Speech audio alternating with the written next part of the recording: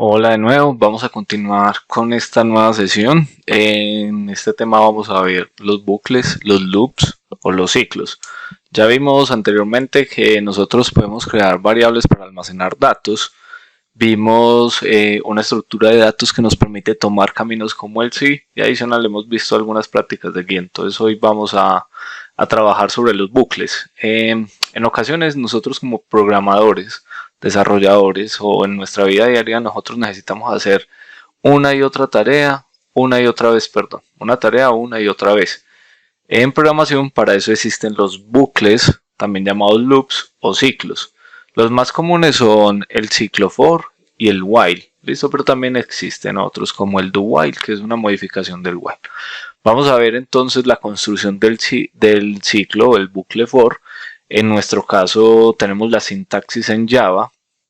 En esa sintaxis nos vamos a fijar en esta línea de código que dice for, inicialización, condición y actualización. ¿Qué pasa? Que nosotros cuando vamos a usar en Java vamos a usar la palabra reservada for, paréntesis y llaves. Dentro de las llaves, igual que con el if, está el bloque de código dado el caso de una condición, es decir, este bloque de código solo se va a ejecutar si se cumple esta condición. Cuando nosotros tenemos un for es como si tuviéramos tres instrucciones en una. La primera instrucción es la inicialización, es la declaración de una variable, es el límite inferior de donde voy a comenzar a contar. Ejemplo, si yo voy a subir un edificio, desde la planta del edificio yo comienzo a contar desde el piso 1. Pero si yo ya estoy en el piso 5 y voy para el último, entonces yo comienzo a contar desde el 5. Esta es la inicialización. Acá es donde nosotros le vamos a decir desde dónde va a comenzar a contar. Esta inicialización solo se ejecuta una vez durante la vida de tiempo del ciclo for. Listo, la vida como tal del ciclo for, o sea, si él se repite 10 veces, de todas maneras la inicialización ocurre una vez. Inicialización es igual que como lo hacíamos en las sesiones pasadas, declaro la variable y la inicializo. Eso es inicialización. Una condición es como con el if. Listo. Si pasa esto, entonces haga esto. Si no, haga lo otro. Ejemplo, estamos en el edificio de 10 pisos. Arrancamos en el piso 1. ¿Hasta dónde debo de subir yo? Hasta el 10. ¿Qué pasa si llego al 11? Pues esa condición se va a hacer falsa porque yo la estoy comparando con el tamaño total del edificio. Entonces, ¿qué pasa? Que llegué al 10 y el tamaño total del edificio es 10. Incrementé en 1, subí a la terraza, a la azotea, estoy en el 11, se acabó el edificio. Lo que sea que yo haya hecho en los 10 pisos, puede ser barrer, trapear, ya no lo sigo haciendo porque estoy en la terraza. Entonces esta condición se rompe y no entramos al ciclo for. Y la actualización es lo que acabo de mencionar. Estoy en el piso 1, subo al 2. La actualización es un piso. Estoy en el 2, subo al 3. La actualización es un piso. Estoy en el 3, subo al 4. La actualización es un piso y así hasta llegar al décimo. ¿De cuánto es la actualización? De a uno en uno. Es como la forma en que contamos. Pero nosotros también podríamos subir pisos de a 2. Del 1 al 3, del 3 al 5. Y voy a trabajar impares. Del 5 al 7. Ah, no, yo quiero trabajar de a 3. Entonces la actualización sería incrementarle a lo que yo inicialicé, a ese valor en el que inicialicé, incrementarle un tamaño. 1 en 1, 2 en 2, 3 en 3, 100 en 100, lo que deseemos, dependiendo de nuestro ejercicio. Cuando el ciclo for termina, entonces siguen las líneas de código que están debajo de este. Si nosotros lo vemos en Python, pues en Python es un poco más sencillo, su lógica es un poco más sencilla. Recuerden que Java es un lenguaje fuertemente tipado, mientras que Python es débilmente tipado. Entonces en Python tenemos un for y esta variable i es la típica para los contadores, así como las j o las k. Y acá le estamos diciendo para i, ese i es un elemento. En este caso podrían ser, si tenemos el edificio de 10 pisos, un elemento sería un piso, 2 pisos, 3 pisos, en el rango de los 10 pisos. Por cada elemento en este rango, haga lo siguiente. Si es igual a 5, entonces rompa e imprima, perdón. ¿Qué estamos haciendo acá? Estamos recorriendo el edificio de 10 pisos, iniciando en el 1. Y si encontramos el piso 5, hasta ahí llega mi trabajo, porque hoy voy a trabajar del 1 al 5. Break lo rompe e imprimo lo que he hecho. Entonces él va a imprimir las computadoras. Acá hago claridad, las computadoras arrancan a contar en 0, los humanos arrancan a contar en 1. Entonces yo arranqué a contar desde el piso 1, pero ella va a contar desde el piso 0. Entonces va a imprimir 0, 1, 2, 3, 4. Incrementa es igual a 5, rompe, y este fue mi trabajo por el día. ¿Qué pisos faltarían para hacer en el día siguiente? El 6, el 7, el 8, el 9 y el 10. Ahí tenemos nuestros 10 pisos, por así decirlo. El bucle while. El bucle while es muy parecido, tiene las mismas líneas, solo que distribuidas, o las mismas declaraciones que el for, inicialización, condición y actualización, solo que distribuidas de otra manera. En el while, la inicialización se hace antes del while. Listo, una línea antes, lo vamos a ver ahora en un ejercicio, una línea antes, yo declaro una variable, la inicializo y le digo desde dónde voy a comenzar a contar. Recuerden que esa inicialización es desde dónde voy a comenzar a contar. Y por dentro, palabra reservada, paréntesis, llaves. Lo que hay dentro de las llaves es el bloque de código que se va a ejecutar si la condición es verdadera. Y por dentro de los paréntesis la condición. Recuerden que una condición es una comparación. Para ello uso menor, mayor, diferente, igual. Listo, para saber si algo es verdadero o es falso. Y por último, al final hago la actualización. Mientras que en el for todo se hacía acá arriba, inicializaba, se ejecutaba la condición en la actualización, acá está distribuida, la inicialización está por fuera, la condición está dentro del paréntesis y la actualización se hace acá. Y acá recuerdo, les voy a contar algo de esta actualización. Esta actualización es como si nosotros la pusiéramos al final del ciclo for antes de la llave. Acá está la flecha, ¿sí o no? Esta flecha indica que antes del cierre de la llave se va a ejecutar esta actualización. ¿Listo? Entonces, esta se ejecuta al inicio, esta se ejecuta cada vez en el ciclo, comprueba si la condición es verdadera, y esta se ejecuta al final de cada ciclo. Lo mismo pasa acá. Se ejecuta, este de acá se ejecuta antes de iniciar el while, la condición se comprueba en cada ciclo, en cada una de las vueltas que dé, y la actualización se hace al final de cada ciclo. Entonces, si vemos el while en Python, pues vamos a tener un while, condición, 2 puntos. Recuerden que las llaves en Python son 2 puntos y la indentación a la derecha. Acá las líneas, pues como tal, debemos declarar una variable. Funciona igual, ¿listo? Funciona de la misma manera.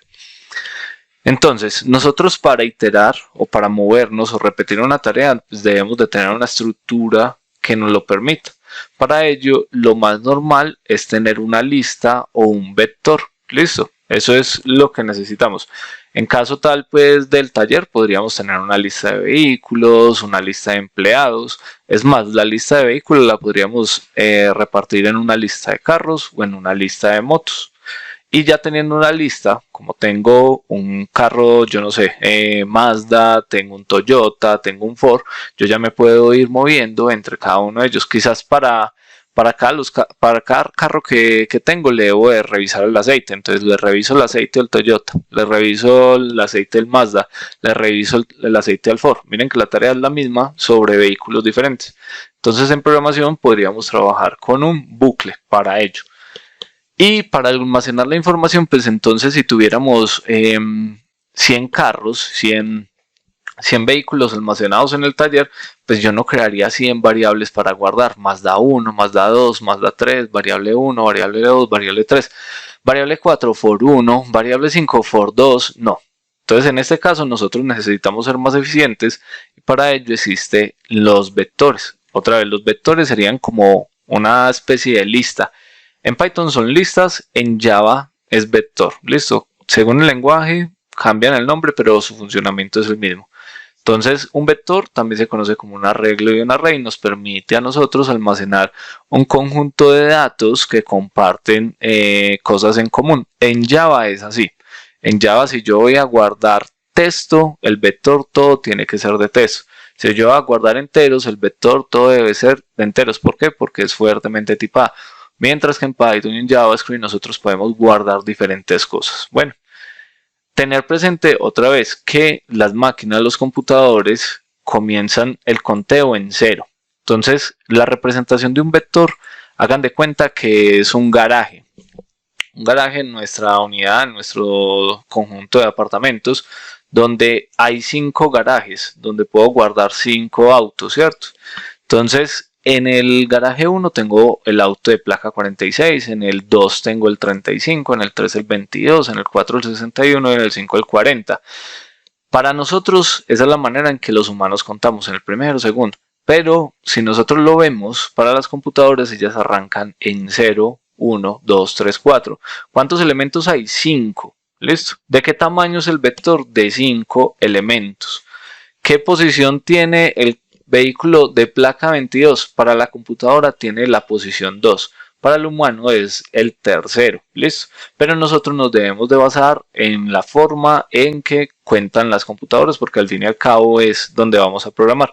A este número se le llama el índice, es el indicador donde está almacenado el vehículo. ¿Listo? Es este indicador donde está almacenado el vehículo. Entonces, si yo quiero el vehículo de placa 61, yo le voy a decir al programa, muéstreme el vector en la posición 3, a pesar de que 1, 2, 3 y 4 es el cuarto elemento. Pero si nosotros lo vemos, contamos los números, las unidades, 0, 1, 2, 3 es el cuarto elemento también. ¿Listo?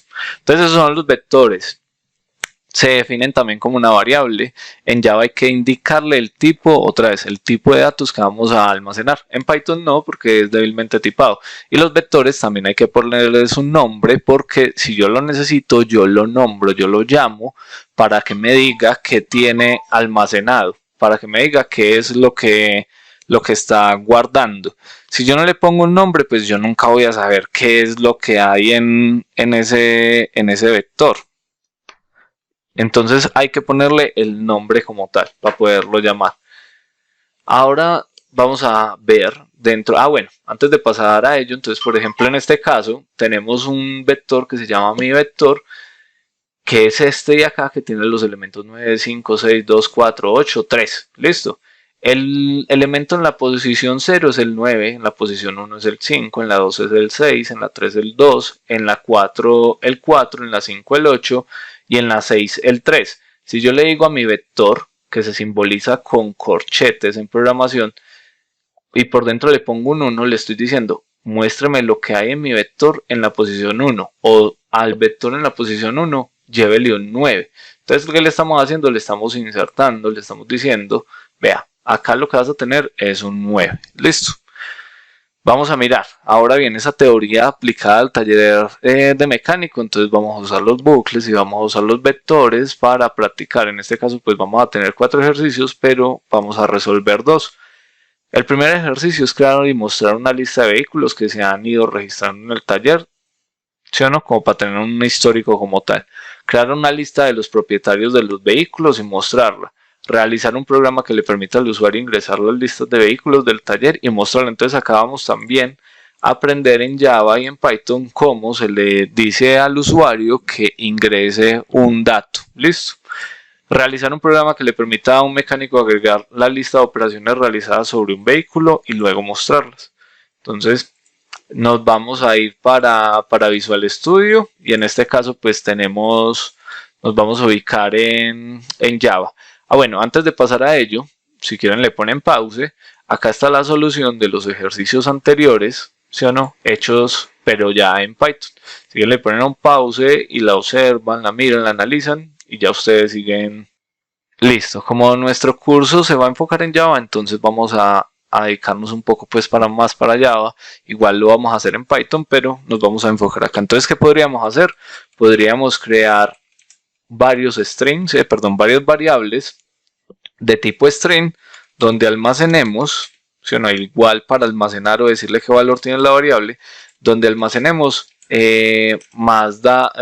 marcas de vehículos como tal. En este caso voy a guardar Mazda. Podríamos sacarle una copia a este y crear otro vehículo, ¿cierto? Hacerlo de esta manera porque ya lo hemos aprendido de esta manera. Podríamos decir que esto es un Ford, podríamos decir que esto es un Toyota y así. Pero si tenemos, yo no sé, 50 marcas, pues se nos va a hacer un código muy largo y ya sabemos que no es como lo más eficiente. porque son del mismo tipo y hacen referencia al mismo conjunto, vehículos, o no, marcas de vehículos, entonces los puedo agrupar. ¿Cómo lo podemos agrupar? Pues lo podemos agrupar creando una lista, string, lista, vehículos. Listo. Y lo podemos hacer igual a un vector. ¿Cómo hacemos eso en Java? Pues nosotros en Java lo único que le debemos de decir es usar la palabra reservada new, que la vamos a ver más adelante, y punto y coma. Acá también le debemos de definir con el símbolo de vectores, que son los corchetes, que este string que vamos a guardar es un vector. Muchas personas lo ponen en esta parte, ¿sí o no? Lo ponen en esta parte. Le decimos, ve, esto va a ser un nuevo string, ¿sí o no? Como tal, perdón, una lista de vehículos como vectores y va a ser de strings.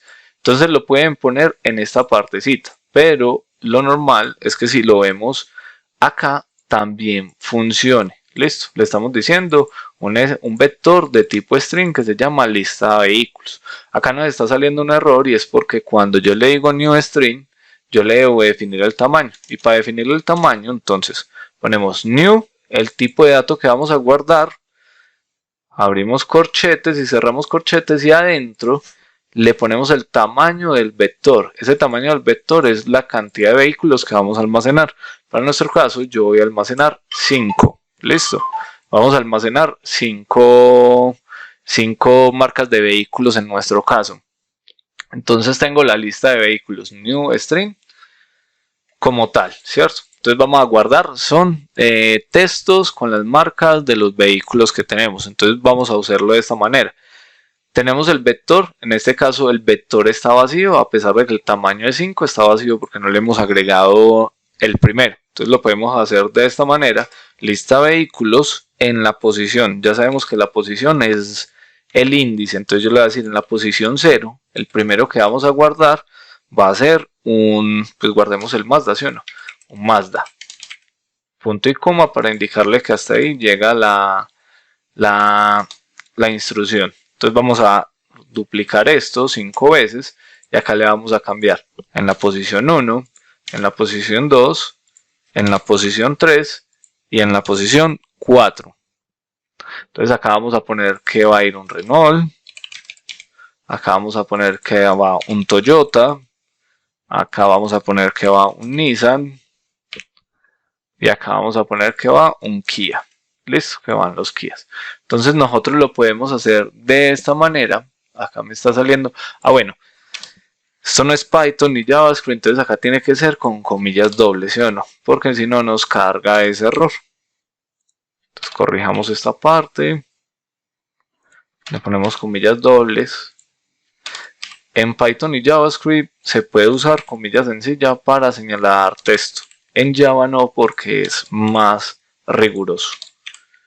Entonces ya tenemos nuestra lista. Esta es una manera, irle diciendo, le definimos el tamaño, le decimos qué necesitamos y toda la cosa. Pero hay otra manera de definir un vector. Le ponemos que esto va a ser un vector de strings. Este es el símbolo. Le vamos a decir lista vehículos. Si lo dejamos así, entonces me va a salir un error porque me dice que esta variable ya está declarada. Entonces tengo que ponerle vehículos 2 o otro indicador. Y acá le vamos a decir que va a ser de... No, en este caso no tenemos que definirle el tipo de dato. Vamos a usar llaves. Listo. Y acá le vamos a poner punto y coma. Miren que hasta ahí no me está apareciendo ningún error. Simplemente me está diciendo que la variable no está usada. ¿Qué estamos haciendo acá? Se los voy a explicar desde esta manera. En este punto nosotros estamos declarando la variable e inicializando la vacía con un tamaño de 5. En este punto, en la línea 67, estamos declarando una variable lista vehículos que va a ser un vector de strings y que su tamaño va a ser de 5. Y acá estamos inicializando los valores que va a tener en cada una de sus posiciones. Mientras que en la línea 74 estamos declarando un vector de tipo strings que se llama lista vehículos y que su tamaño es 0 y que está vacía. Cuando yo uso llaves para declarar los vectores, puedo darle los valores inmediatamente. Entonces acá podríamos decir Esto va a ser una lista de Mazda y lo separo por comas. Acá va a venir Renault, coma, acá viene Toyota. Bueno, acá podríamos agregar otros tipos de carros, sino Mercedes, Ferrari, para que lo tengamos diferente. Y pongamos el Lamborghini. Entonces mi segunda lista ya está definida, la lista de vehículos 2. Listo. ¿Cuántas posiciones tiene este vector? Tiene 0, 1 y 2. En computador, en humano tiene 3. En la posición 0 está el Mercedes, en la posición 1 está Ferrari, en la posición 3 está el Lamborghini. Ya tenemos nuestra lista de vehículos.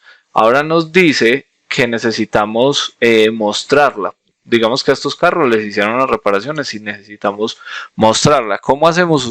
Hacemos uso del ciclo for. Entonces, palabra reservada for, paréntesis y llaves. Listo, eso es lo que necesitamos.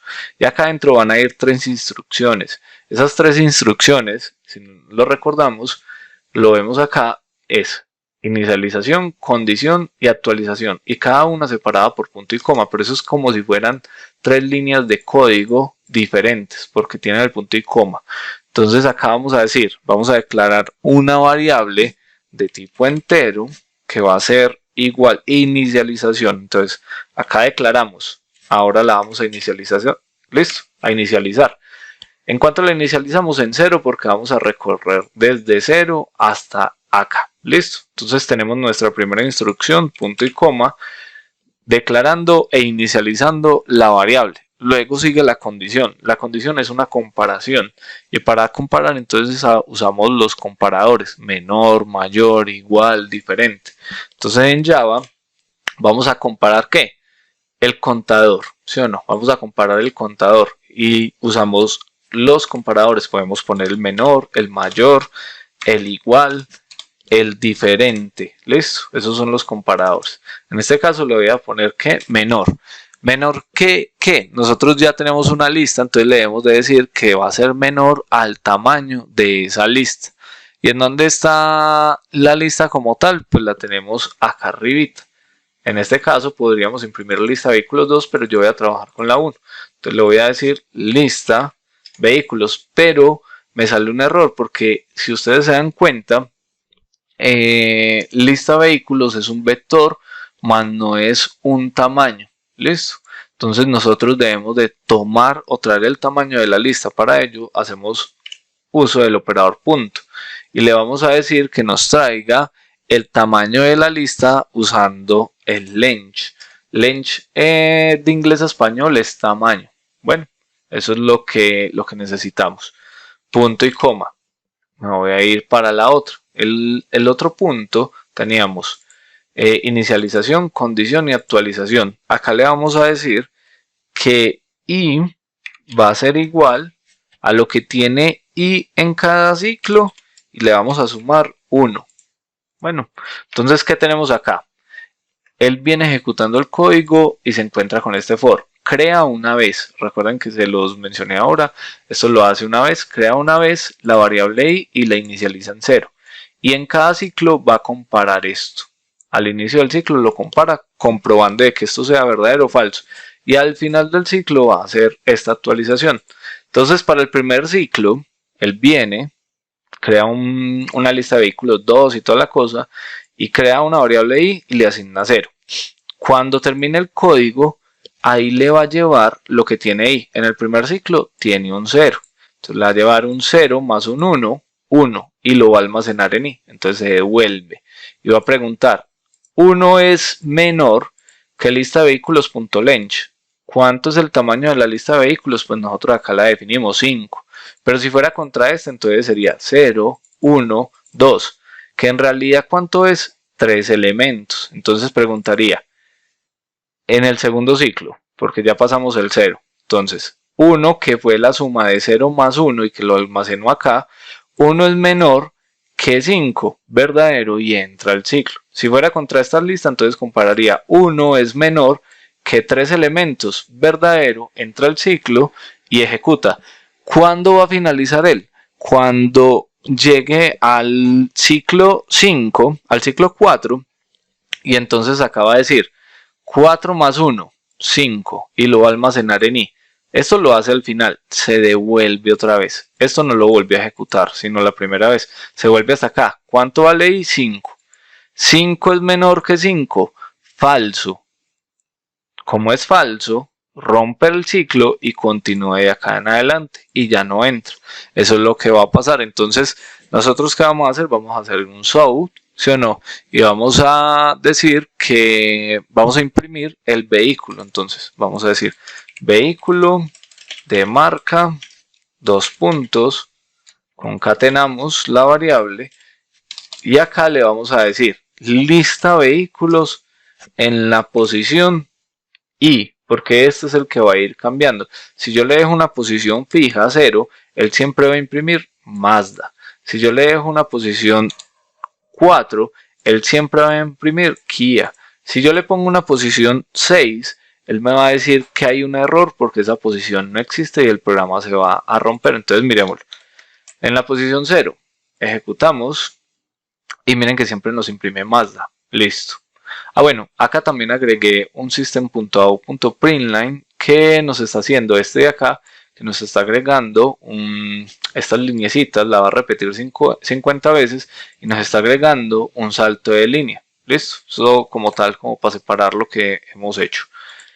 Vamos a ponerle que la posición 4, yo creo que ya lo entienden, ¿cierto? Entonces acá siempre nos va a imprimir Kia y le voy a poner una posición que no existe, la 7. Entonces en este caso se rompe, porque él nos está diciendo, vea, el índice que usted está pidiendo es el 7, pero el tamaño es 5, entonces no lo puede encontrar, se interrumpe y se acaba. ¿Qué le debemos de poner acá? Le vamos a poner i. Entonces él va en el primer ciclo a poner 0, porque vale 0, al final acá, implícitamente él va a hacer esto, i igual a i más 1. Listo, que es este código de acá. Entonces, ¿qué va a pasar? En el primer ciclo va a llevar 0 más 1, 1 y lo va a almacenar en el i. Entonces va al otro ciclo, comprueba si 1 es menor que 5, dice que es verdadero, y ahora va a imprimir lista de vehículos en la posición 1. Al final, ¿qué va a hacer? Ahí le va a llevar 1 que teníamos del segundo ciclo. 1 más 1, 2, y lo va a almacenar en i. Se devuelve y comprueba. 2 es menor que 5, porque es el tamaño del vector que lo definimos acá y si no contamos. 2 es menor que 5, verdadero, y va a imprimir la la lista de vehículos en la posición 2. En este caso va a imprimir Toyota y así lo va a seguir haciendo indefinidamente, bueno, definidamente hasta que se rompa la condición. Vamos a darle a ejecutar y efectivamente nos imprimió la lista de vehículos que teníamos. Súper sencillo el ciclo for. Lo tenemos ya ahí resuelto. Bueno, y como este video va a quedar un poco largo, vamos a dejar por ahora hasta acá. En el próximo continúo con los siguientes ejercicios y lo miramos en Python. Nos vemos.